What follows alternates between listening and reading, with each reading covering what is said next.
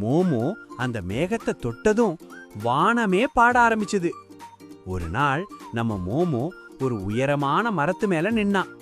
கீழே பார்த்தான், வானம் அவனை அழைக்கிற மாதிரி இருந்தது. குதிக்கலாமான்னு நினைச்சுக்கிட்டே மோமோ குதிச்சான். ஆனா கீழே விழல, மேகமே அவனை தாங்கிச்சு. போயிங் போயிங்னு மோமோ குதிச்சு சிரிச்சான்.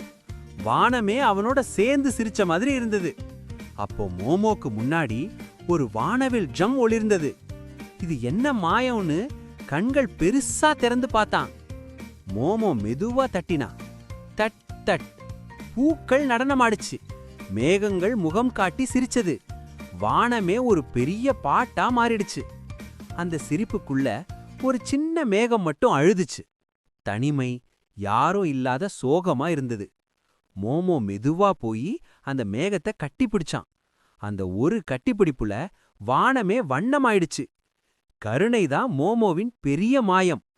கதை பிடிச்சிருந்தா லைக் பண்ணுங்க, சப்ஸ்கிரைப் பண்ணுங்க, உங்க ஃப்ரெண்ட்ஸ்க்கு ஷேர் பண்ணுங்க. ஓகே, பாய்.